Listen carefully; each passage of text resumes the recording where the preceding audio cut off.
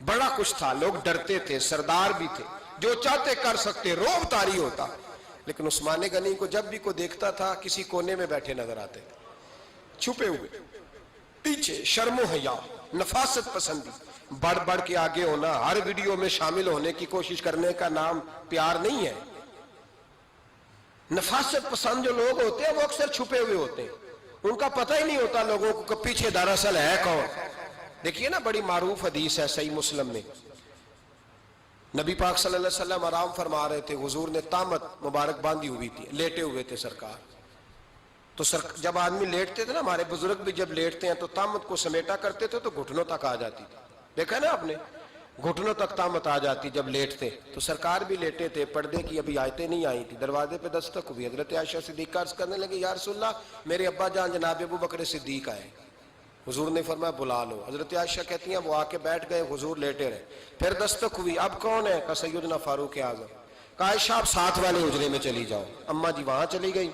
تھوڑی دیر کے بعد حضرت عمر آئے، حضور لیٹے رہے. جناب عائشہ کہتی ہیں پھر دستک ہوئی، اب کون ہے؟ فرمایا عثمان غنی.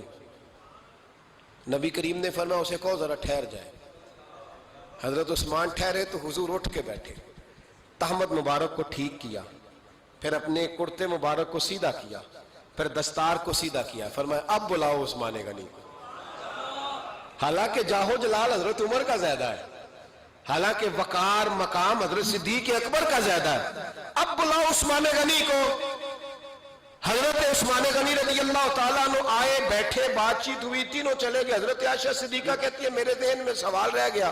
میں نے عرض کی یا رسول اللہ صلی اللہ تعالیٰ علیہ وسلم، وہ دو لوگ آئے، آپ بیٹھے رہے، عثمان آئے تو آپ نے اہتمام کیا. کیا لفظ ہے، اور لفظوں میں تاثیر ہے، اور جملے دو کہے نبی پاک نے لیکن کتنا بڑا ان کا مرتبہ بیان کیا. فرمایا عائشہ میں اس شخص سے حیا نہ کروں جس سے اللہ کے فرشتے بھی حیا کرتے ہیں، میں اس سے حیا نہ کروں جس سے اللہ کے فرشتے بھی حیا کرتے ہیں. حضرت عثمان غنی فرمایا کرتے تھے میں نے جب سے حضور کا چہرہ دیکھا ہے دوبارہ پلٹ کے اپنی شرمگاہ بھی کبھی نہیں دیکھی. گویا میں نے اپنی آنکھوں کا وضو نہیں توڑا جب سے حضور کا. فرماتے جب سے یہ ہاتھ نبی پاک کو بیعت کے لیے دیا ہے پھر گندگی میں نہیں جانے دیا میں نے سیدھا ہاتھ.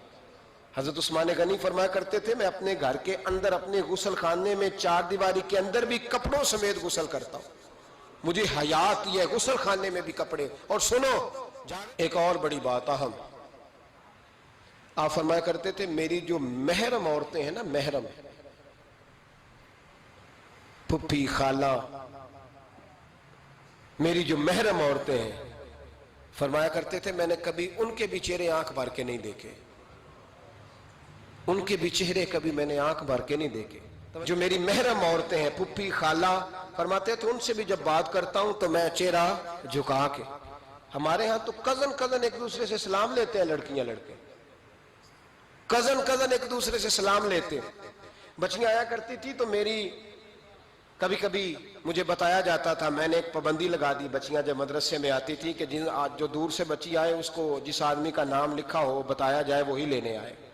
ایک دن مجھے اطلاع دی گئی کہ آپ تھوڑی دیر آئیں. میں گھر گیا تو مجھے بتلایا گیا کہ ایک بچی ہے تو اس کو جو پہلے لینے آتا تھا وہ نہیں آیا، کوئی اور آیا. میں نے اس کے بھائی کو فون کیا کہ آپ لینے نہیں آئے. کہنے لگے یہ کزن ہے ہمارا، اس کے ساتھ بھیج دیں، آپ ہمارا ہی کزن ہے، خالہ زاد ہے. میں نے کہا یار آپ کہاں ہو؟ کہنے لگے مجھے 20-25 منٹ لگ جائیں گے. تو میں نے کہا ابھی کلاسیں بھی جاری ہیں تو آپ ہی آ جانا خود ہی. میں نے کہا سب آپ بھیج دیں، مجھے اعتبار ہے اس پہ. میں نے اس کو ایک بات کہی جو آپ کو بھی کہتا ہوں، میں نے کہا یار تمہیں اعتبار ہے تو اللہ رسول کو اعتبار کیوں نہیں؟ انہوں نے کیوں غیر محرم بنایا؟ عجیب تماشا ہے. مجھے پھپھی ذات پہ، خالہ ذات پہ، ماموں ذات پر اعتبار ہے، نبی پاک کو کیوں نہیں؟ آپ کو زیادہ پیار ہے لوگوں سے یا نبی پاک کو امت سے زیادہ پیار ہے؟ کیا مطلب تماشا ہے؟ کیا مزاج بنا لیا میں نے اور آپ؟ نبی پاک نے ایک شخص پر اعتبار نہیں کیا، فرمایا اس سے پردہ کرو. آپ نے اور میں نے کیسے کر لیا؟ نبی پاک نے خالہ ذات، پھپھی ذات، دیور پر، جیٹ پر، سالے پر، بہنوئی پر اعتبار نہیں کیا، پابندی لگا دی. تو نے کیسے کیا؟ تجھے تیرے دل میں زیادہ درد ہے تو زیادہ دین کو سمجھنے لگا ہے, انسانیت زیادہ اچھل آئی ہے تیرے اندر. اعتبار کیا ہوتا ہے؟ یاد رکھنا, دنیا میں جتنے گھر تباہ ہوئے ان لوگوں کی وجہ سے نہیں ہوئے جن پر اعتبار نہیں تھا, ان کی وجہ سے ہوئے جن پر اعتبار تھا.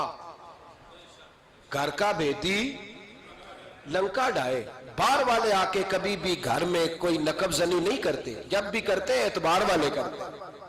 میرے رسول پاک علیہ الصلوۃ والسلام کی وہ ازواج جن پر اللہ کو اتنا اعتبار ہے کہ رب کہتا ہے میرے محبوب کی بیویوں تمہاری جیسی دنیا میں دوسری ہے ہی کوئی نہیں, اللہ کو اتنا اعتبار ہے.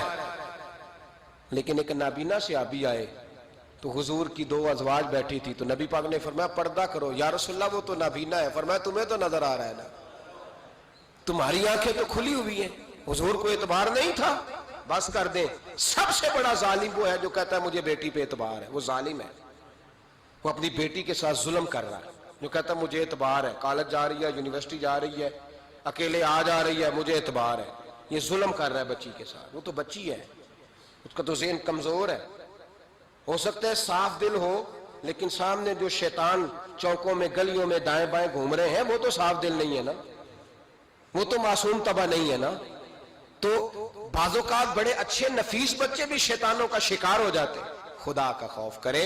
حضرت عثمان غنی کی زندگی, حضرت عثمان فرماتے ہیں جو محرم عورتیں تھیں ان کی طرف بھی آنکھ بھر کے نہیں دیکھا, اس لیے کہ وہ خاتون ہے, میں مرد ہوں, میری حیا مانی. آج لوگوں کو شوق ہو گیا عورتوں کی مجلس میں دوڑ دوڑ کے جانا, وہاں بیٹھنا, وہاں وقت بتانا. پیرانے عظام کہتے ہیں کہ وہ درویشنیوں کے بیچ بیٹھے ہیں جی, باپ بیٹی ہوتے ہیں جی, مریدنی اور پیر. میں نے کہا کوئی نہیں ہوتے, اس رشتے پر استدلال ہے.